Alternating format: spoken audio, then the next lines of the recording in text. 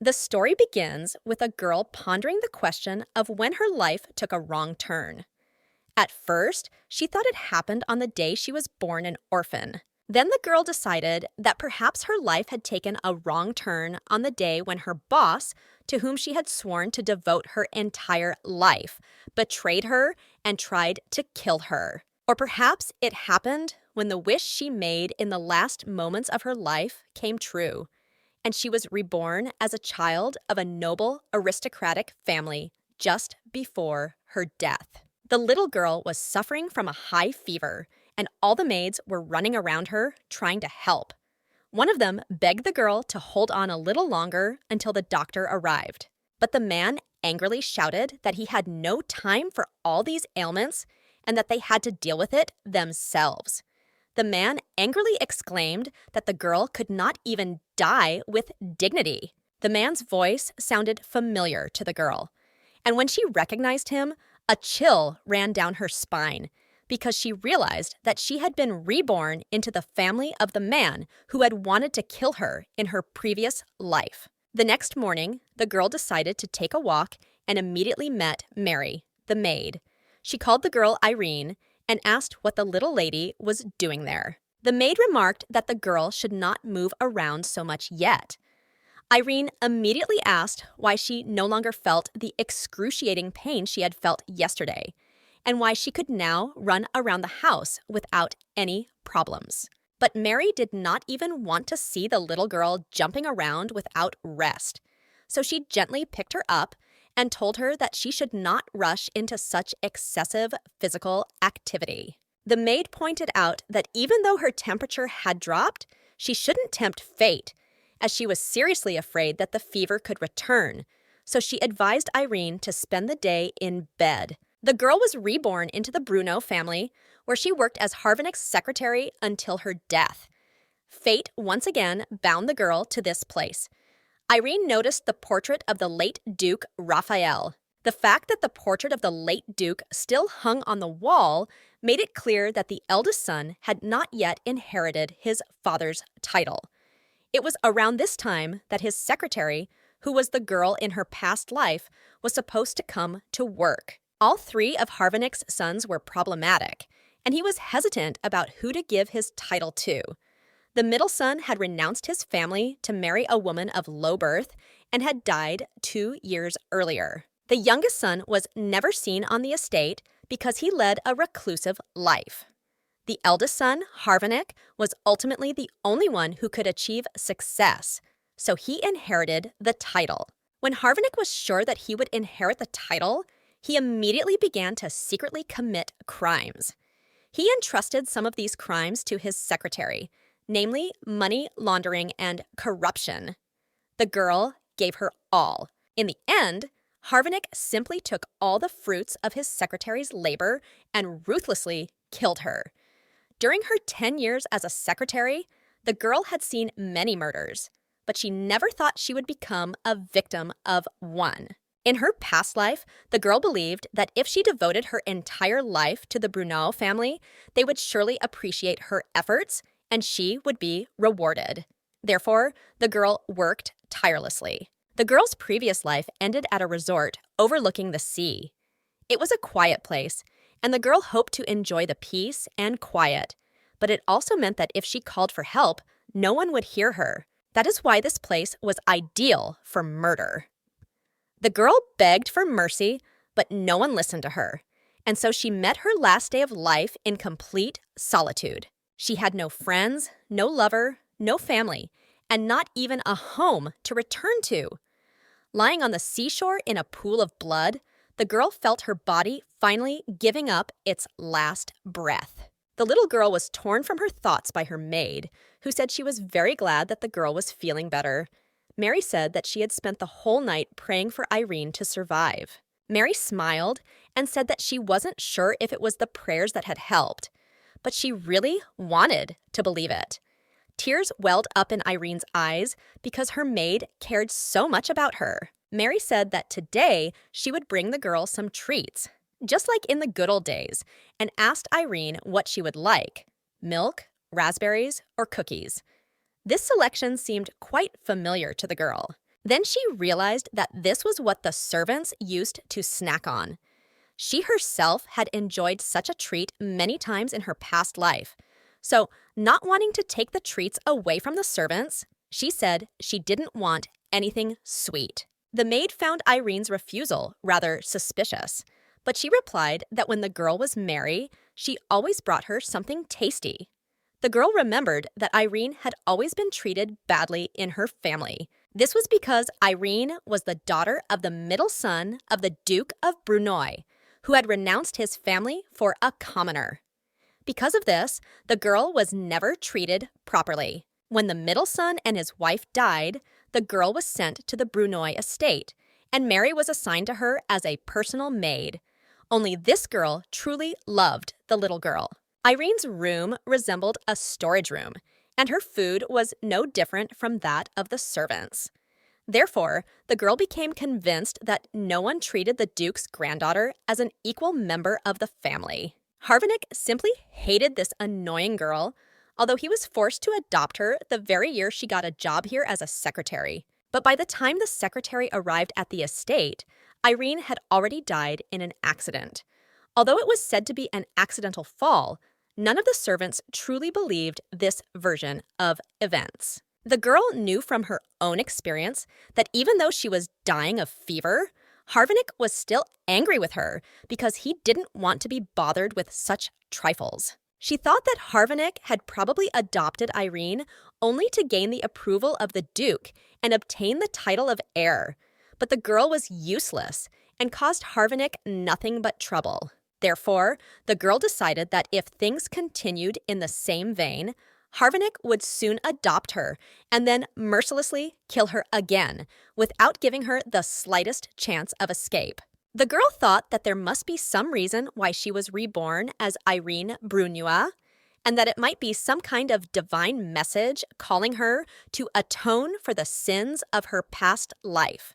Irene understood that this life would not be easy either, but she still had to do what she had always done in her life: fight with all her might to survive. To prevent her imminent death at the hands of Harvenick, the girl decided to do everything in her power to prevent him from adopting her. First, the girl decided to visit the Bruno family library. Erin was sure that here she would find answers to all her questions in the books she needed. The library was located in a separate building next to the main family estate. The library was quite large and gave a real sense of the power and wealth of the Duke's family. The reason the girl came to the library was to find literature on magical science. This was a field of research that scientifically studied the magical power contained in certain instruments and stones. Thanks to their research, magical scientists invented many tools that helped in everyday life. This allowed the empire to develop the richest civilization. However, magical tools required a significant amount of magical stones, and their supply was constantly decreasing. Everyone said that if you didn't have money, studying magic was not for you. The Brunua family belonged to a well-known aristocratic family in the empire, so money was not a problem for them. Of course, Irene knew this, so she went in search of magical literature. Magical science was the only thing that interested the man whom the girl saw as a potential father. The girl was intrigued by the magical calculations scattered on the table and decided to read them. Irene was so focused on the interesting calculations that she didn't notice a young man rush into the library and shout at her to get away immediately, rushing past her. Geoffrey Bruno was the youngest son of the Duke, whom everyone called a mad magical scientist.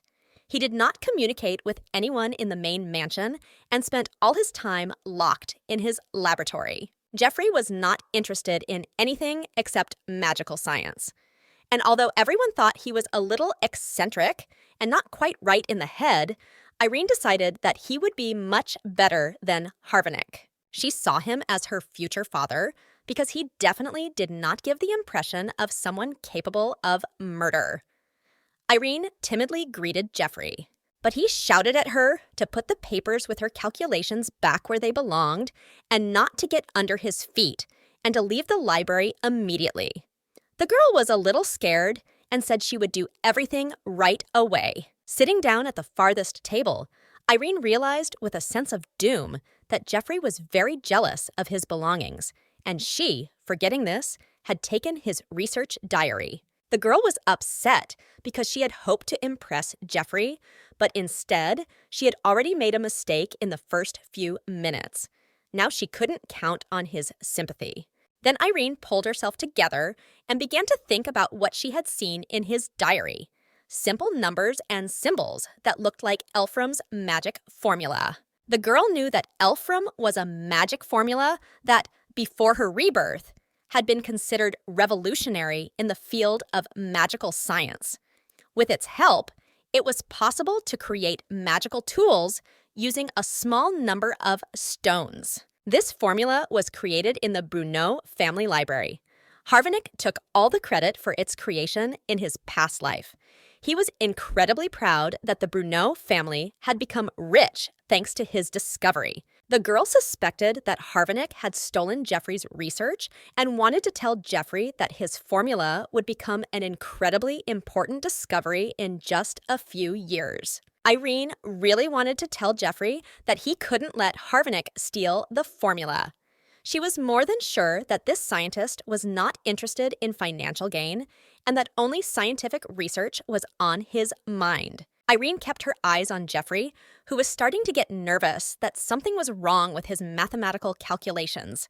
She really wanted to take a closer look at what was going on. After thinking for a moment, Irene realized that Jeffrey was probably stuck at some stage of the formula and couldn't figure out where he had gone wrong. So she approached him and timidly addressed the man. The girl apologized and wanted to say something, but Jeffrey was focused on his calculations and, snatching the page of his diary from her hands, continued to pore over his research. Irene was naturally offended that no one was paying attention to her, but she had no intention of giving up. So she approached him and, apologizing even louder, said she had something to say. Jeffrey looked angrily at Irene, who was starting to get on his nerves, and was about to yell at her, but the girl shouted loudly that he had made a mistake in his calculations. Jeffrey had no intention of listening to comments from some brat, so he banged his fist on the table and told her to mind her own business, because she didn't know anything about it. Irene understood why Jeffrey was so angry, but she decided to help him with his discovery, so she shouted that he had made mistakes in at least 3 places. Having said that, the girl turned around and ran out of the library as fast as she could, because she was very afraid that Jeffrey might get so angry that he would lose control and hit Irene. Irene ran to her room and fell onto her bed.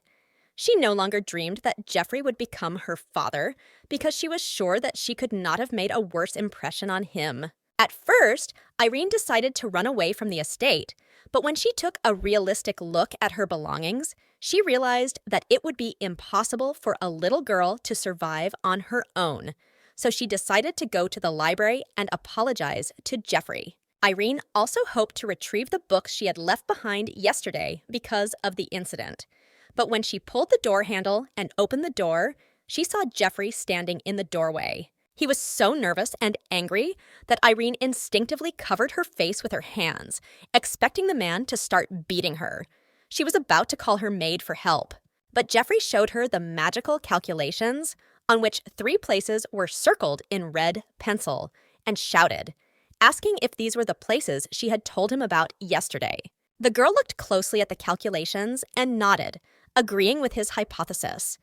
She knew exactly where the mistakes were, but she didn't understand why he was asking her about it. After receiving the girl's answer, Jeffrey nervously asked her when she had started sticking her nose into his research and who had allowed her to check his calculations. Irene began to justify herself, explaining that she had only learned about his research yesterday. But Jeffrey asked irritably if he was supposed to believe that. The man asked haughtily if she really meant that she had noticed these mistakes in such a short period of time, because these were not the kind of calculations that could be understood just by glancing at them. Irene thought that Jeffrey obviously didn't believe her and said that she was good at math. He asked in surprise if she knew the equations and advanced formulas used in magic techniques. The The girl assured him that she knew all these equations, and if he didn't believe her, he could test her. This idea seemed quite reasonable to Jeffrey, and he laid out several calculations in front of the girl.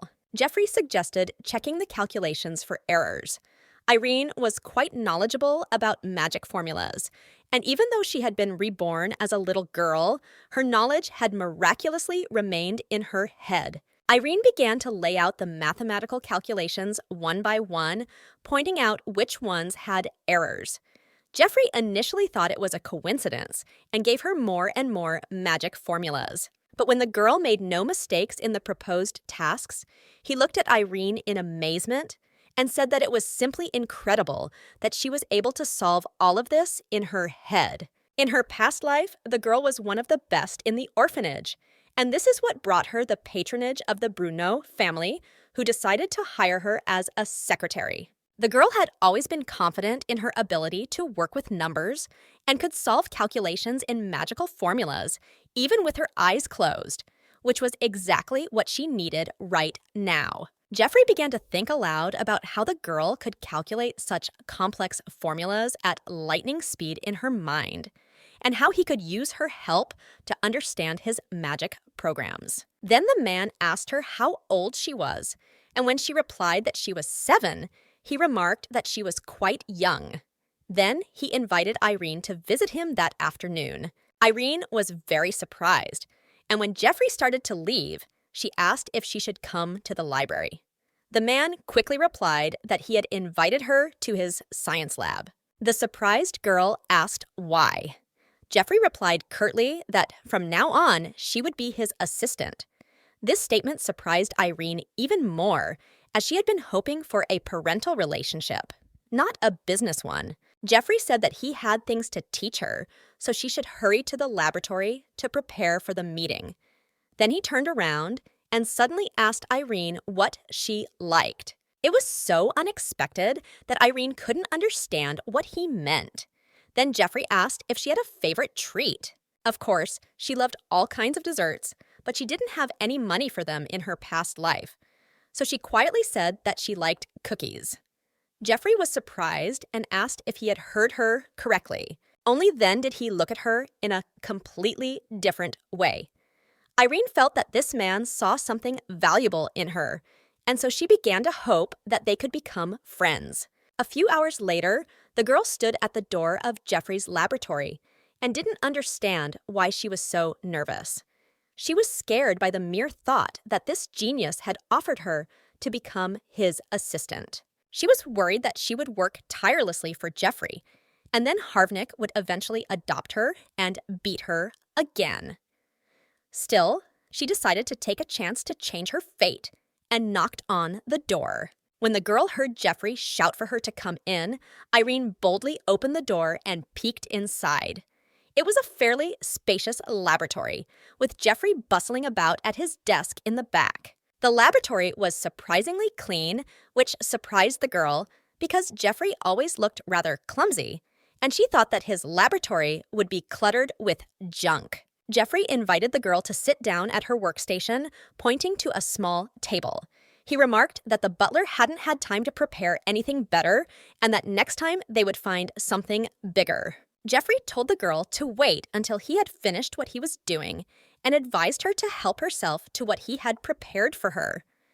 Irene noticed a tray on the table. Irene immediately decided to take advantage of his offer and slightly opened the lid at the edge.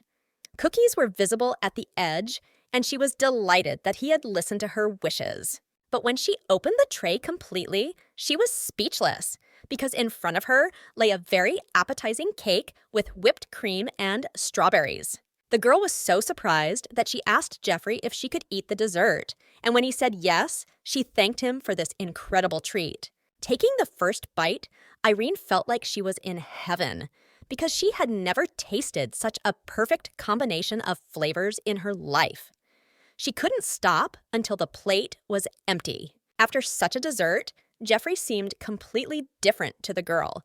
And although everyone considered him rude and unsociable, today, for Irene, he was the best man on earth. Jeffrey looked closely at the girl and asked if she was full.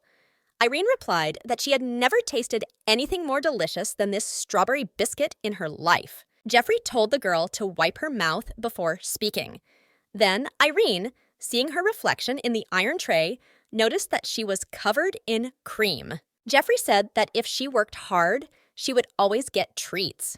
Irene noticed that he was embarrassed and asked if he had made the dessert himself. The man replied that he was just very picky about food. To Irene, he seemed like a real god, who not only understood mathematical formulas, but also baked such delicious desserts. Jeffrey said that they should not be distracted by idle talk and told the girl to follow him and that he would tell her what to do later. They headed to the library, and the man handed her a book on magic, written by himself. Jeffrey proudly announced that there was no better book in the entire empire and added that he did not give it to just anyone. Jeffrey noted that now they were completely ready to work after restoring their energy. Noticing Irene's surprised look, he explained that scientists need glucose to work better. Now, the girl understood why Jeffrey had been so concerned about her dessert and realized that it was simply necessary for the energy he hoped to get from her while she worked. Jeffrey then placed a pile of mathematical calculations on Irene's desk and told her that her task was to find the mistakes. The girl looked at the size of the task in surprise and asked if she had to check them all. Jeffrey smiled and said that if she did a good job, he would make her a chocolate dessert tomorrow. Irene decided not to miss the opportunity to get closer to Jeffrey and enjoy a sweet treat at the same time. Irene hoped that she would be able to earn the scientist's trust if she became well-versed in the magical science, and she decided to devote her entire life to it. Irene planned that when her relationship with Jeffrey became as close as possible, she would hint that he adopt her and that she would eventually become a legitimate member of the Bruneau family. Once her perfect plan came to fruition, Irene would have nothing left to do but live the rest of her life in luxury and wealth, denying herself nothing. The girl was so happy that she didn't notice Avalon and Baymel appearing on the road. With their arms crossed over their chests, they asked in surprise what this little brat was doing at the main estate. Irene looked at the boys and realized that they were Harvinick's sons, who were quite spoiled and cruel, so she decided not to get into a conflict with them and just keep quiet. But the boys waited for an answer and asked why she was silent.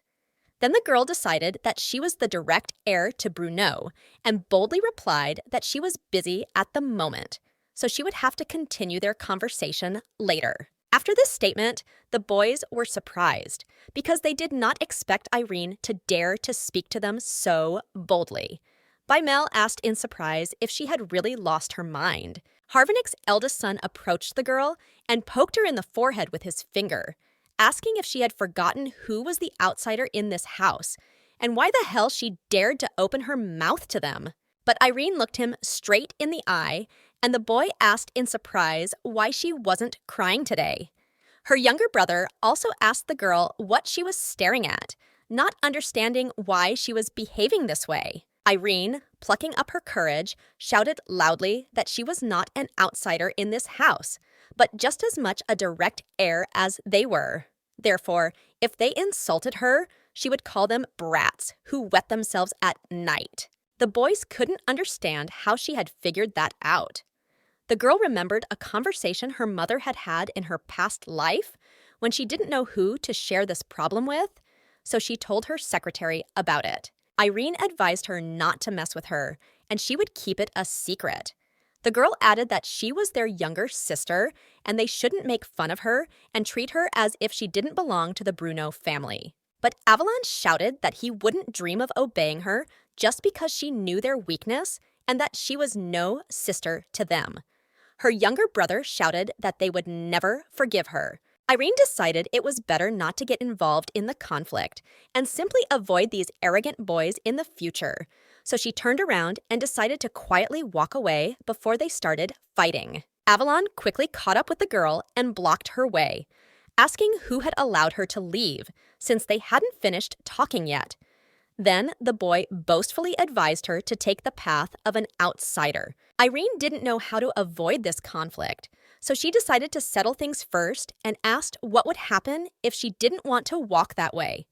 Avalon replied that in that case, she wouldn't be able to leave. Irene looked him boldly in the eyes and asked why she should take any path at all when she was just going about her business, and advised him to get lost while she was still in a good mood.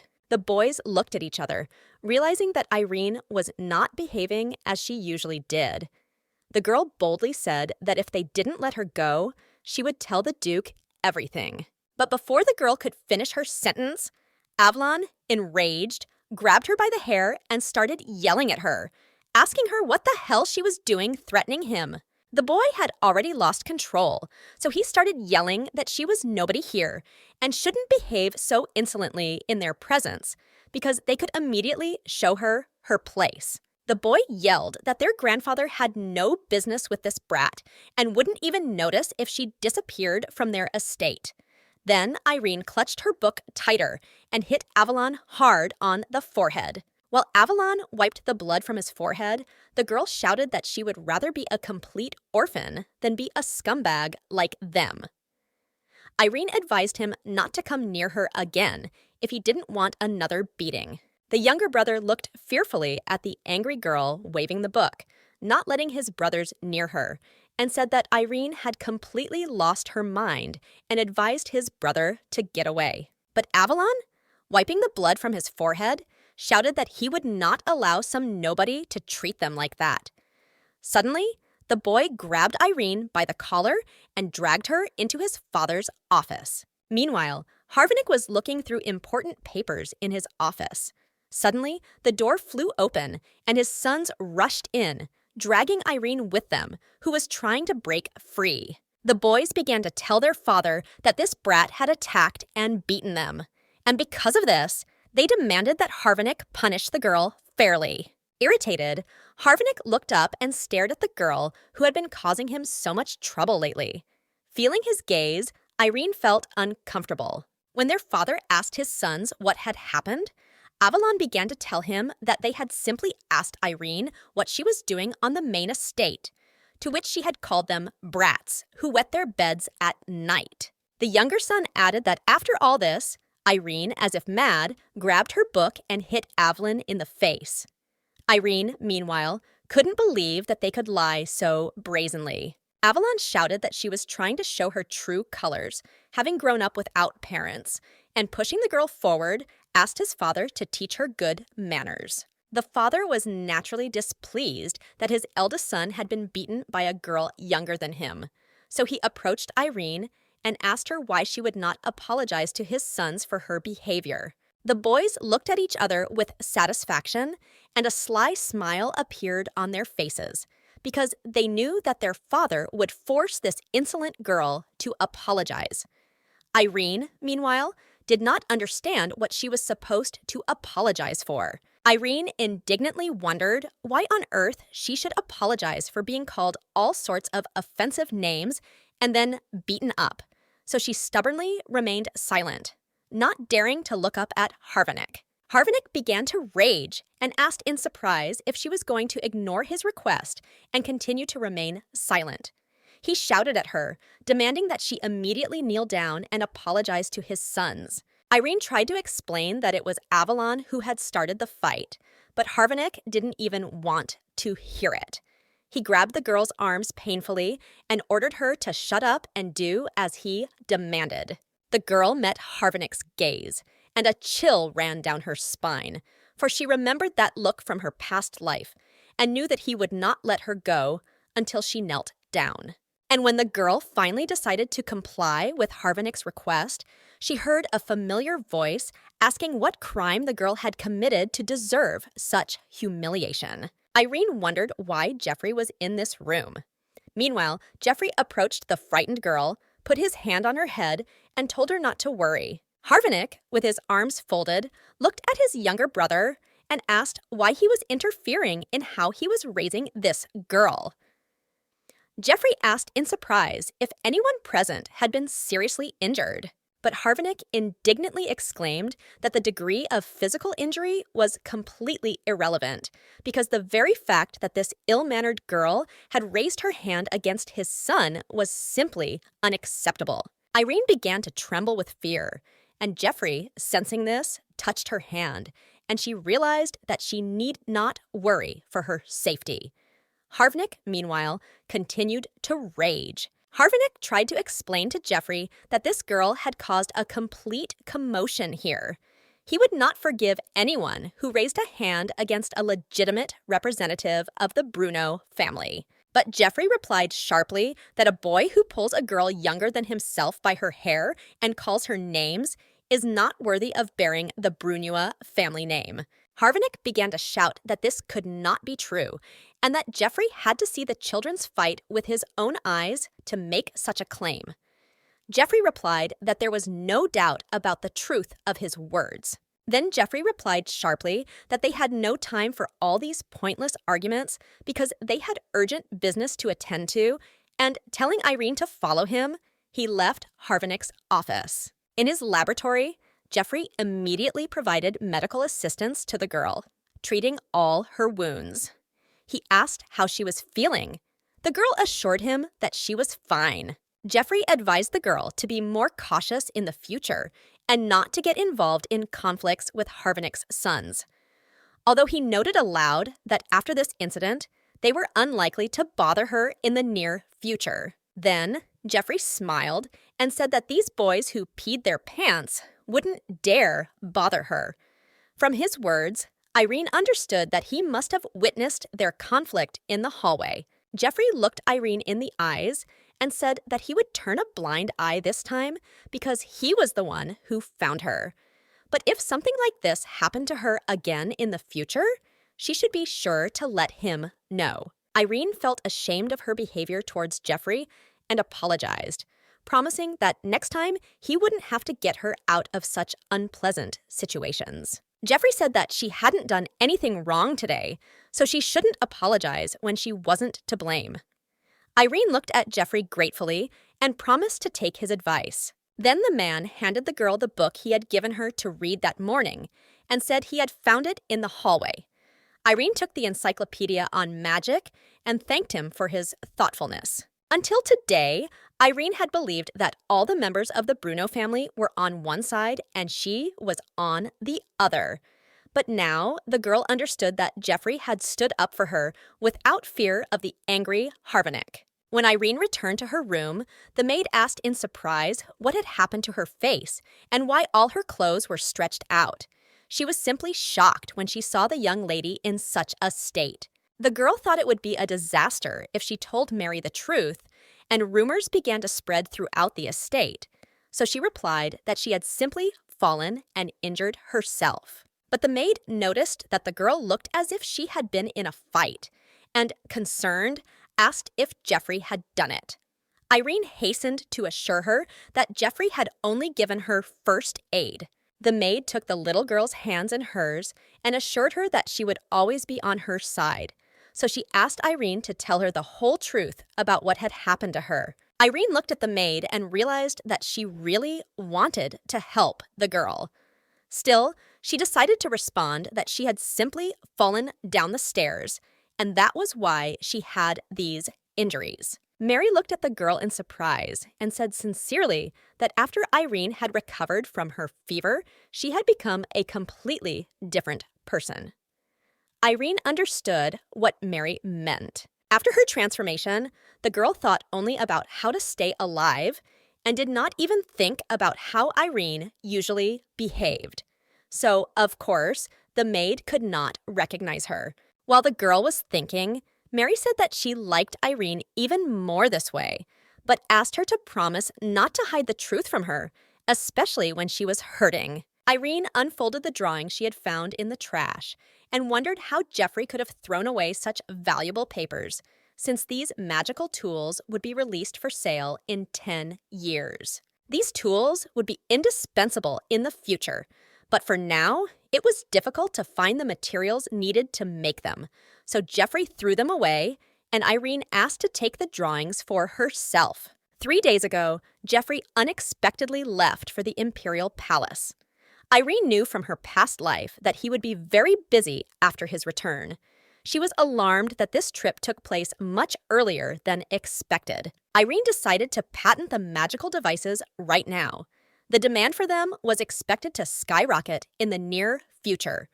Planning to make a fortune from this, she hoped to create a backup plan for herself. Irene wondered how a 7-year-old child could gather these expensive materials for magical instruments, make them, and distribute them in the near future. While thinking about how to bring her idea to life, Irene heard footsteps approaching from behind her.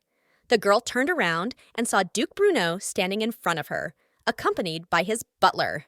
The Duke asked her what she was doing there. Irene greeted her grandfather and began to think about how to answer him. From her past life, she remembered the Duke as frail, but now he looked quite well. The Duke asked her angrily why she wasn't answering his question, and Irene stammered that she was Jeffrey's assistant, and that was why she was in his laboratory. The man then asked where Jeffrey was. The girl told him that he had left for the Imperial Palace 3 days ago and was not at the estate at the moment. Hearing this, the Duke shouted that his son was wasting his life in the laboratory and asked the girl to tell him that if he continued in the same vein, the Duke would kick him out of the estate immediately. Irene was surprised why the Duke was so negative about Jeffrey's magical experiments, since he was on the verge of a scientific breakthrough. The Duke said that, for starters, he would take away Jeffrey's laboratory. Irene understood that this could not be allowed to happen, because all their developments would come to an end. So she gathered her courage and shouted to her grandfather that this could not be done under any circumstances. The butler approached the Duke and reported that everything was ready. But Duke Raphael asked him to wait a moment and asked Irene what she meant by saying that Jeffrey's laboratory could not be taken away. Noticing that the Duke was interested in her message, Irene said that as Jeffrey's assistant, she could assure him that when the experiments were completed, they would be of incredible help to the entire empire. The girl thought that the Duke had no idea how huge the profits from Elfram would be. It would bring in so much money that it could support 3 generations of the Bruno family. Irene confidently said that Jeffrey would soon earn enough money through his magical research and would not have to ask the Duke for funds for his experiments. The Duke asked the girl where she had gotten this information. Irene replied that Jeffrey himself had told her. The Duke asked in surprise if a man who was trying to live like a madman could say such a thing. Raphael warned that if the girl tried to deceive him, she would get into trouble. Then he asked what she was doing there. Irene explained that she was finding mistakes in calculations. The Duke approached the table and began to shift the sheets of paper on which complex mathematical formulas were written and asked if the girl really calculated all this in her head. The assistant smiled and said that he didn't really understand the equations used in magic, so he was amazed that the girl could simply read them. Then the assistant added that he couldn't believe that a 7-year-old girl could calculate these complex equations in her head. Irene was pleased that the men had noticed her genius. The Duke looked over the mathematical formulas and said that they were quite complicated even for him, and asked if it was really Jeffrey who had taught her to make such accurate calculations. Irene admitted that she had learned to calculate mathematical formulas on her own, and that Jeffrey had taught her the laws of magical science. The Duke then showed her a drawing of magical instruments and asked what they were. Irene said that Jeffrey had allowed her to use the drawings as she saw fit, and the Duke asked if the drawings were the result of Irene's experiments. The girl admitted that the drawings were not the subject of her experiments, and the Duke asked if she was trying to study them. Irene replied again that she was not. The Duke then asked what she was going to do with them. Irene plucked up her courage and said clearly that she planned to create and sell the magical instruments depicted in the drawings. The Duke smiled and asked what she was talking about. The girl confidently said that the items depicted in these drawings might seem unusual now, but in the future, everyone would want to buy them, and even the Duke himself would not refuse one. The Duke looked at the girl with interest. A special gleam appeared in his eyes. He asked her if she was sure that every inhabitant of the empire would want to buy such an item. The man asked the girl if she was sure that such magical items would sell well and began to calculate the profits in his mind. The girl assured him that they would. She began to explain that even if funding for research was cut after the annual meeting, these magical items could be made independently. The Duke stood up abruptly, and the girl became nervous, wondering why he was leaving when she had only just begun to explain. Raphael said that if what she said was true, then there would be no problem with funding. The men exchanged glances and headed for the exit. Irene tried to explain the benefits of the experiments, but the Duke said he had heard enough and advised Irene not to sit there alone, but to go to her room. Left alone in the laboratory, Irene couldn't understand what she had said wrong and blamed herself for making the situation worse. She was sure that the Duke had come here with a decision already made. The Duke strode confidently through the corridors.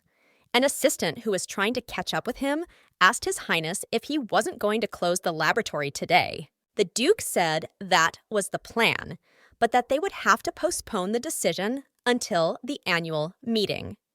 The assistant then asked what would happen to Jeffrey, and the angry Duke told him not to mention that scoundrel again. The Duke thought about the little girl who was much smarter than her peers and had great potential. He remembered that on the day she first arrived at the estate, the girl did not say a word. Then the assistant said that perhaps Jeffrey had managed to discover Irene's talent. And the Duke nervously replied again that his younger son couldn't figure out his own life, let alone discover anything new.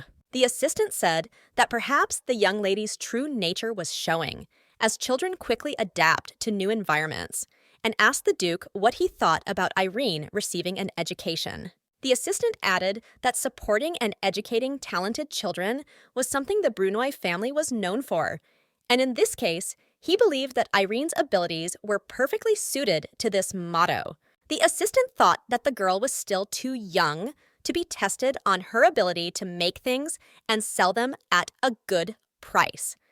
But the Duke replied that he did not believe that a child was capable of such a thing. The Duke added that he did not even expect any success in this matter, but simply consoled himself with the hope that when Jeffrey heard about it, he would pull himself together and stop doing God knows what. But Raphael did not even expect that one day all his doubts about the drawings he had seen in Jeffrey's laboratory would be dispelled when Irene came to him with her calculations. Duke Raphael usually divided his free time between his estate in the imperial capital and his castle.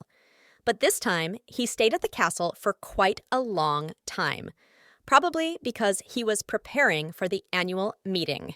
The entire Brunoy family gathered at the annual meeting to present their achievements and make important decisions. It was a grand event. It was held 3 days a year and had considerable authority and influence. The decisions made during the meeting were strictly regulated, and it took a whole year to change them, so none of the Brunos ever missed this meeting. In the past, during the annual meeting, the girl usually stayed up all night. The reports presented by Harvinick always focused solely on the profits that were to be made immediately. Harvinick was never interested in a business that was focused on the future. Therefore, when things went badly, he paid several times more to carefully hide everything. Compared to this hell, working with Jeffrey seemed like a fairy tale. Irene was worried that at this year's meeting, it would be announced that Harvinick would adopt her and that funding for Jeffrey's research would be cut off. In that case, a terrible future would be inevitable. In her past life, there had been no talk of terminating Jeffrey's research. But circumstances were somewhat different this time, so she couldn't sit idly by and decided to take preemptive action. Although Irene was very nervous, she told herself to calm down and knocked on the Duke's door.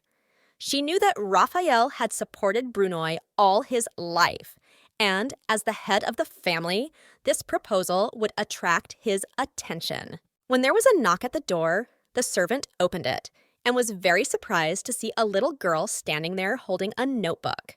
A woman approached the man and remarked that the young lady looked quite attractive today.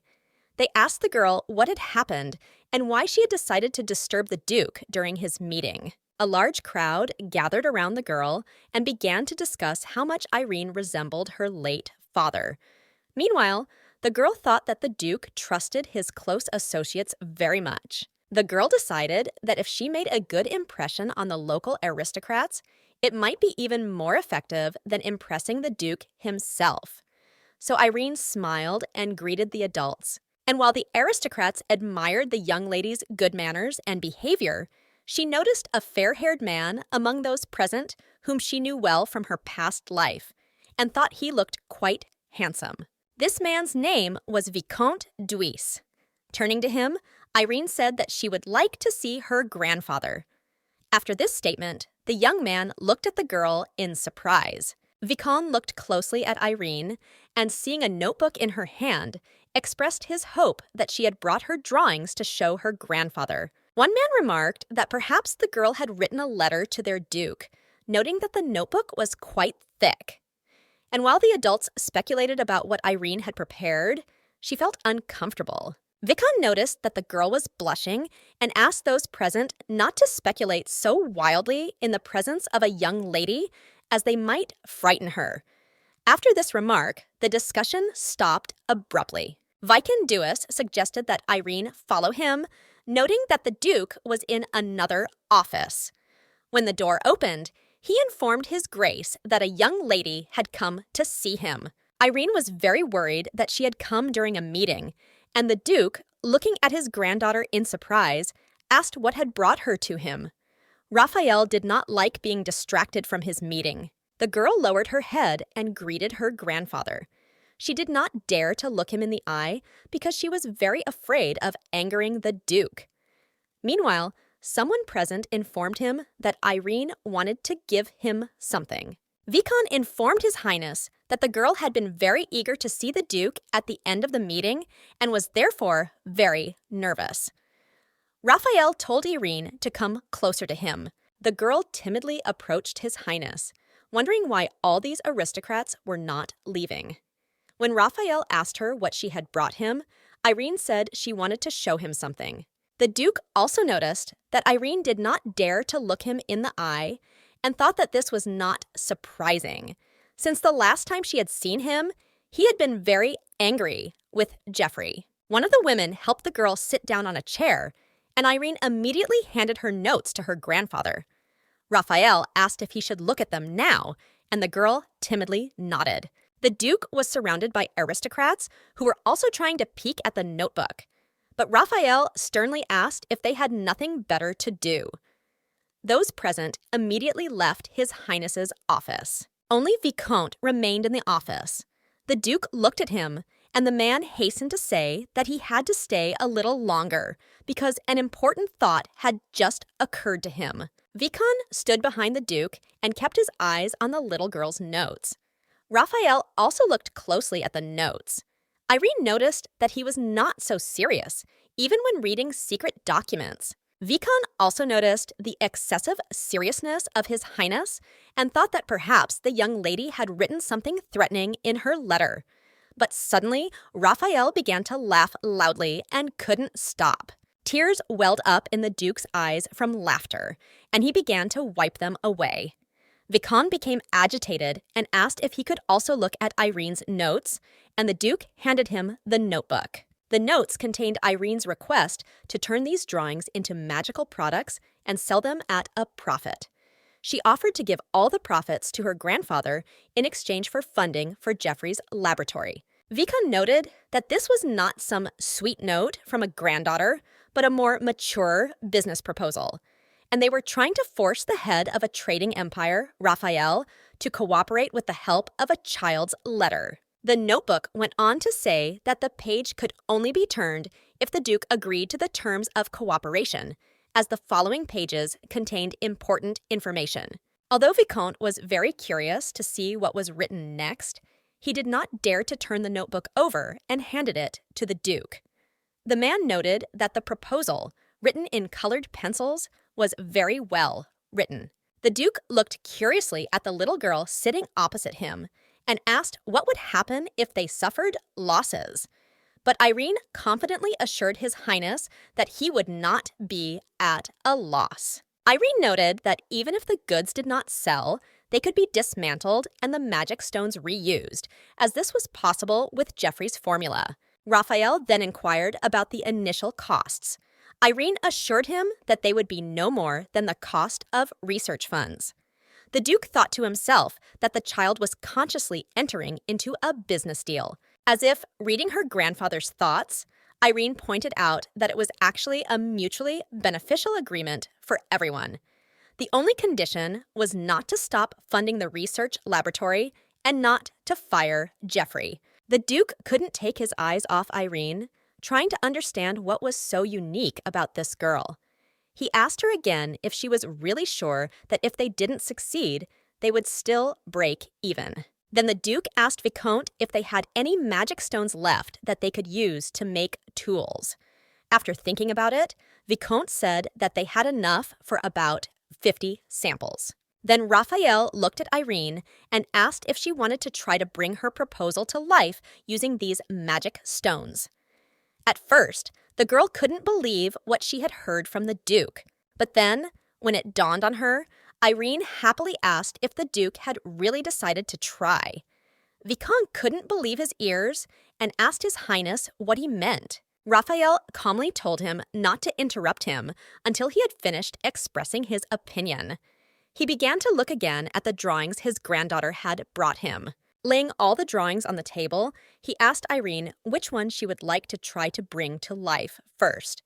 Without hesitation, the girl pointed to the first drawing. Looking at the drawing again, the Duke said that they would start by making a prototype and that he would assign one of the scientists to help Irene with the design. Then Raphael turned to Vicomte and said that as soon as the magical tool was made, he should help distribute it. Since there would be about 50 of them, they could be displayed in Juan's shop. Vicomte did not like to argue with dukes, so he said that in principle it would be possible. But first, he needed to know what exactly he would be selling. Then the Duke smiled and said that it would be a product that would be unusual now, but in the future, everyone would want it, including the Duke himself. He looked at Irene, asking if he had heard her correctly. Irene began to smile happily and remembered how she had said those words to him. Then Raphael told his granddaughter that they would try to bring her idea to life, noting that he would eagerly await the results.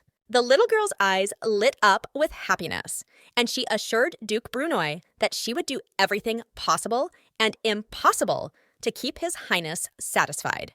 All the way home after her conversation with the Duke, the girl ran, feeling like she was on cloud 9, and couldn't stop thinking about how lucky she was to have made such a great deal with the head of the Brunoy family. Irene was glad that even if she did not make any profit from the sale of the magical instruments, she would be able to continue funding Jeffrey's research laboratory and keep him at the estate.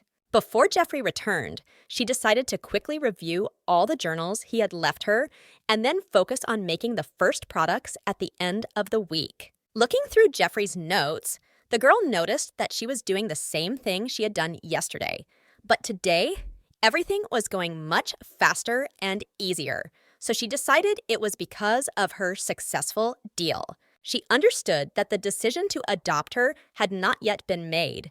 And although Raphael also emphasized that he would be watching her, Irene felt that things had already improved significantly.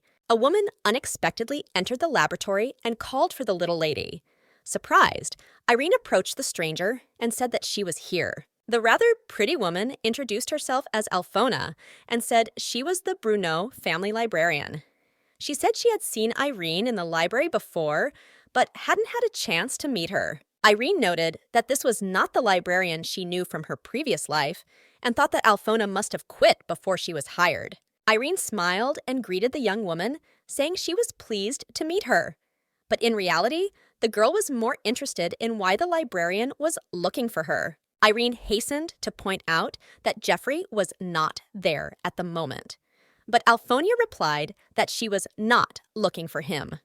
She said that she had brought some books from the library to the laboratory that Jeffrey had requested. The girl looked in surprise at the two-story table on wheels and noted that it contained almost half the library.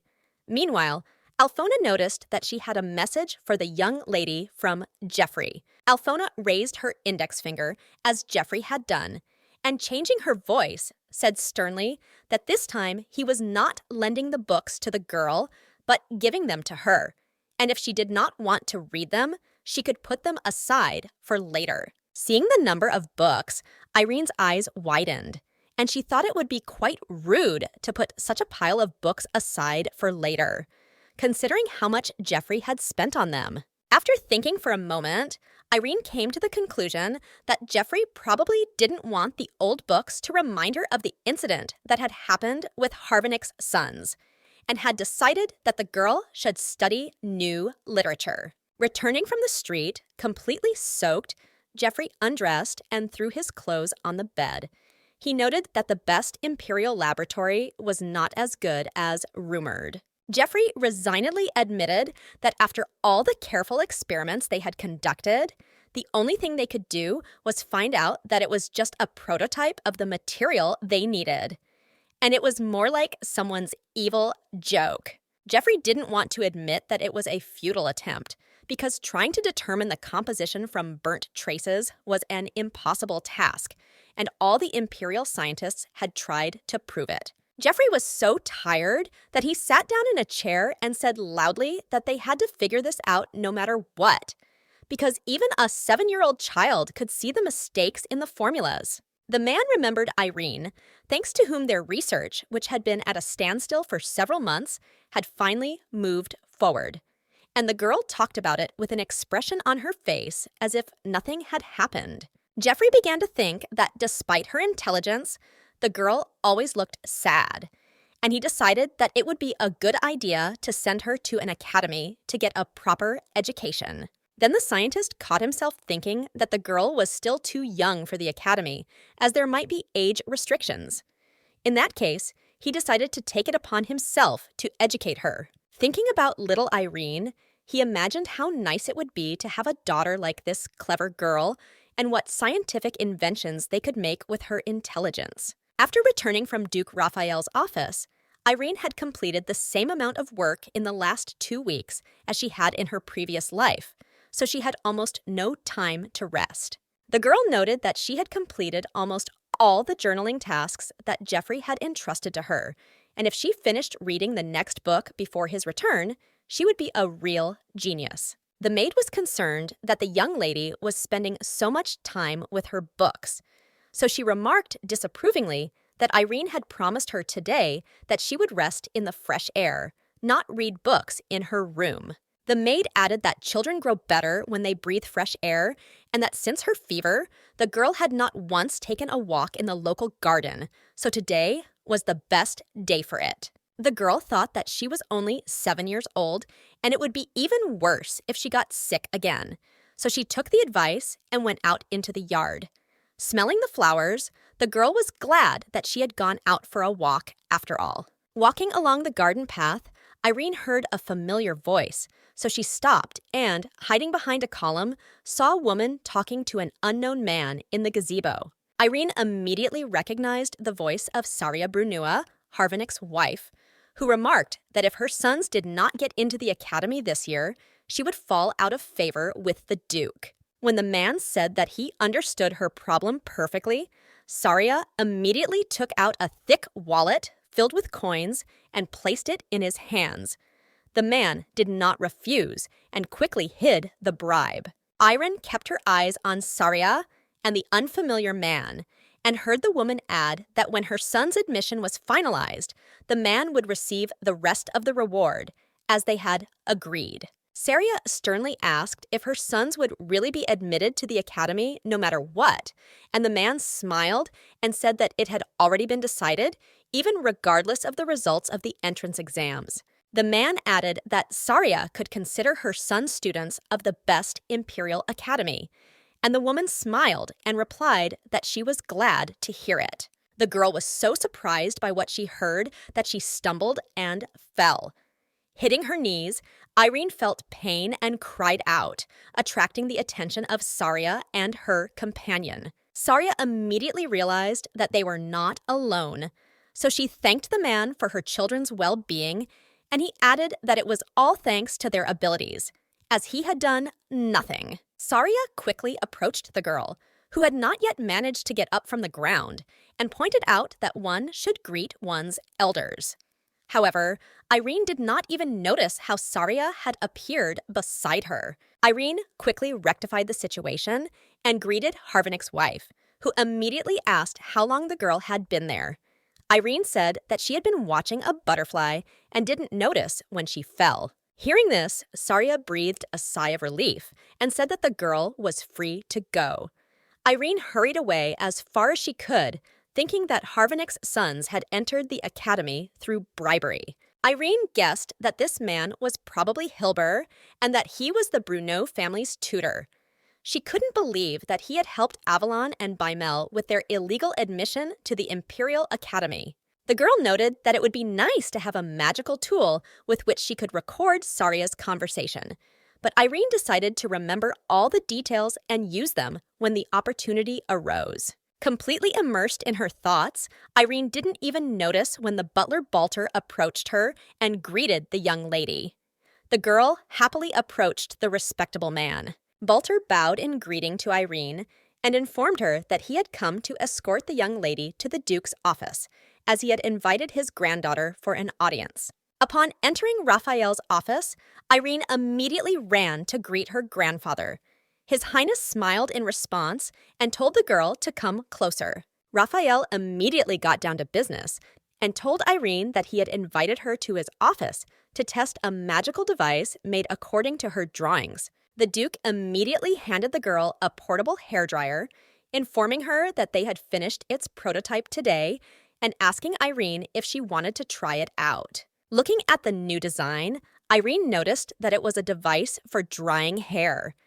The essence of the hairdryer was already known to people, so it would not be particularly new to the public. Pressing the button on the magical device, Irene thought that compared to existing hairdryers, the real value of this device was that it could be used for a long time. The Duke informed Irene that the first 50 hairdryers that were manufactured were sold out within hours of being displayed in Juan's shop.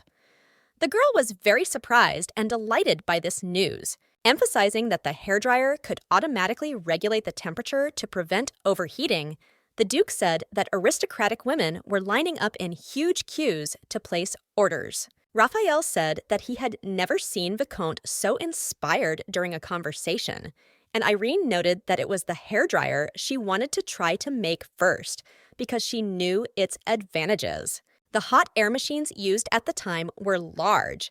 The processes of heating and cooling the air were so complex that careless use could burn all the hair. The magic hairdryer, which was made according to Jeffrey's design, allowed the desired temperature to be set and was easy to use. It was the first product to gain popularity among users. Raphael noted that he did not expect his granddaughter to have such a talent for sales, and although he called it a preliminary test, everything had long been sold out, and it was most likely the final tally. Then his superior turned to Irene and asked what she thought about releasing a few more batches of these magical tools for sale, and the girl happily replied that it was a brilliant idea. Irene kept her eyes on the satisfied faces of the Duke and his butler and noted that this meant only one thing. The plan to close Jeffrey's laboratory during the annual meeting would be canceled. The Duke sipped his tea contentedly, while the girl thought that Raphael should not interfere with Jeffrey, who should be allowed to continue his experiments in peace and worry about the girl when she was adopted. Irene examined the magical device and marveled at the beautiful design. The Duke suddenly apologized to his granddaughter for being so inattentive to her earlier. His Highness placed his hand on her shoulder and remarked that he should have told her this when they first met, and asked if she could forgive him for his behavior. To say that Irene was surprised would be an understatement. She smiled and replied that everything was fine, and that she was just happy to be able to talk to her grandfather so calmly. Then the butler smiled and said that the old man wanted to offer Irene the opportunity to study, both as an apology and as a reward for her intelligence. Irene shook her head and muttered that she was already studying on her own. To herself, she noted that she would like something more material than the opportunity to study, which she already had enough of. But Balter remarked that His Highness wanted to provide the girl with systematic education so that she could further improve her knowledge and skills. The girl wondered how to express her desire to receive a percentage of the profits from her inventions.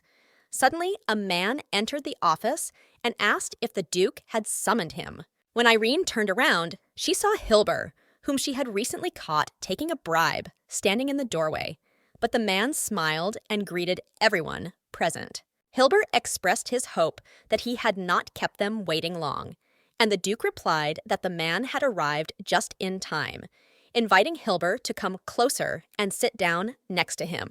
When Hilbur saw Irene, he turned pale, and beads of sweat appeared on his forehead.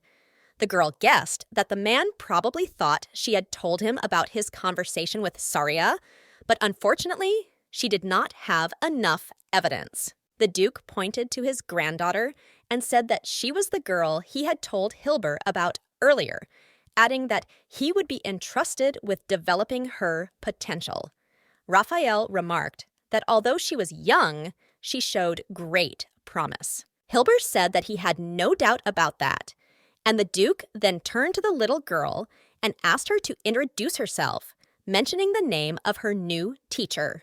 His Highness told Irene that Hilbur would guide her in various areas of study until her path was firmly established, and she could completely trust this talented teacher. The prospect of studying with a bribe taker did not please Irene, of course, but she did not dare to contradict the Duke, so the girl bowed and told her new teacher her name. Hilbur smiled faintly and said that there was no need to show how talented the girl was in etiquette lessons. So he praised the Duke of Brunno's granddaughter for her exquisite manners. The butler also noted that the young lady could do well at the Training Institute and soon enter the Royal Academy as the best student. Hilbert smiled and said that the day when the Duke's granddaughter would become the best student was not far off. And the Duke, smiling, said that he would be happy to attend the ceremony for the best student. That evening, when Geoffrey returned, Irene thought that her plans to enroll as the best student could be forgotten if Harvinick adopted her, and she died soon. Geoffrey looked with surprise at his journals, which were in perfect order, and said that he did not expect the girl to be able to tidy them up. She remarked that she found the task enjoyable and had completed it quickly. The girl also happily reported that she had finished all the books he had given her the day before and would continue to study the new books that Geoffrey had given her through the librarian. Geoffrey was very pleased with the little girl's attitude and praised her, but Irene caught herself thinking that from now on, she would not be able to go to the science lab as often. The scientist noticed with his keen eye that something was bothering the girl. Meanwhile, she was wondering whether she should tell Geoffrey that from now on, they would see each other much less often because of her studies. At first, Irene thought not to upset Geoffrey, but then she realized that it would be much worse if she simply didn't come to see him without a good reason. So she told Geoffrey about the Duke's plans for her education. When he heard this, Geoffrey went berserk. He immediately rushed to the Duke's office, kicked the door open, and shouted, asking why the hell Raphael had taken his assistant away and sent her to school. The Duke, meanwhile, was sorting through some important papers and discussing the latest events with his butler. So he immediately jumped up from behind his desk and shouted for the pompous fool to leave his office immediately. The Duke was about to scold his son, but then he saw Irene come out from behind him, looking frightened at her grandfather. So Raphael fell silent, not daring to scare the girl even more. In a calmer tone, the Duke remarked that Jeffrey needed to learn good manners. But the scientist remarked that the only one who needed such lessons was his father. Jeffrey then asked his father why he had made a decision about his assistant without consulting him. Raphael replied that his decision was final. The child needed an education, not work. Jeffrey said that his father was talking as if he were locking his child in his laboratory and forcing her to work. But Raphael remembered the day he met Irene and thought that he had every reason to believe that. The Duke shouted that when the girl needed to run around and explore the world, Jeffrey locked her in a laboratory and forced her to work. And he had no intention of raising another good-for-nothing like Jeffrey in this mansion. Jeffrey swallowed his pride and said that he would take care of Irene's education and professional training himself, since he had already registered her as his official assistant. But the Duke sternly shouted that he had heard enough and was not going to continue to fulfill all of Jeffrey's whims, because he had already made his decision long ago. And when the Duke was about to continue, Jeffrey stopped him abruptly. Jeffrey shouted that he would not allow him to speak his decision. Meanwhile, Irene thought that she had followed Jeffrey to somehow resolve their conflict, but the situation had gotten completely out of control. Irene was worried that the Duke might just get angry and kick Jeffrey out of his estate immediately. And then all the girl's plans for her future father would go up in smoke. So Irene plucked up her courage and, interrupting the adults' conversation, asked if she couldn't do both. That is, be Jeffrey's assistant and study with Hilbert at the same time. Irene understood that she could not stop being Jeffrey's assistant because it was the only way she could see him. But she also could not pass up the chance to earn praise from the Duke. The girl understood that by refusing one person, she would lose contact with both of them forever. And she did not want that at all. Jeffrey said that he would take care of Irene's education and send her to the academy. The Duke did not let his son express his opinion and shouted that the girl should study with the Bruno family. Then Jeffrey also shouted that he knew what this girl was capable of in terms of education. The Duke shouted that he also had sufficient information about Irene's mental abilities and would decide on her education himself. Irene tried to say something, but both men shouted at her not to interfere. The butler understood that the men's emotions were running high and that the girl should not interfere while they were sorting out their relationship. So he leaned over to Irina and asked her permission to take her away for a moment. Meanwhile, the heated discussion reached its climax, and the Duke, banging his hand on the table, shouted that he was responsible for his granddaughter's future. Jeffrey had no intention of giving in to his father and shouted that he would take care of it himself. The tension between the men was so high that sparks flew. A few more minutes and they would have come to blows. But Irene, not knowing what to do, gave in to her emotions and burst into tears. The men immediately fell silent and looked at the little girl, who could not calm down and cried even louder. The Duke immediately apologized to his granddaughter. Jeffrey ran to his assistant and picked her up. He whispered in her ear that she had nothing to be afraid of and that they would go to their laboratory so she could calm down. The Duke did not argue and let his son go with Irene in his arms. Once in the laboratory, Jeffrey handed the girl a glass of water to help her calm down. Irene thought about how, ever since she was a child, she had found it difficult to control her emotions. She hadn't expected to cry so loudly at the sight of adults arguing. Jeffrey apologized for the girl witnessing their argument. And when Irene mentioned her grandfather, he said they would talk about it later and assured her that she was not to blame for the argument. Irene sat with her head down, staring at the floor. She was ashamed of her behavior and simply couldn't control her emotions at that moment. Meanwhile, Jeffrey said he had something for his assistant. The scientist took out a box. Irene thought that the only thing missing was for Jeffrey to start talking about the work he had brought from the Imperial Palace. But when she opened the box, she saw that it contained sweets from Eliza's pastry shop. The pastry shop was so popular that even the royal family could only order something by appointment. Jeffrey said he couldn't bring her more because he didn't have much time and advised her not to eat too many sweets at once. Irene had never seen such a variety of desserts in her life. The girl's mood immediately improved, and Jeffrey asked her to tell him what had happened while he was away. Irene asked if he would like to know about her grandfather, and he replied that he was interested in whether Harvinick had visited the laboratory. Irene didn't understand why he was interested in Harvinick and truthfully replied that his older brother hadn't been to the laboratory while he was away and asked why he was interested in that. Jeffrey replied that he had simply heard rumors that the Duke was creating a product using the blueprints Irene had taken.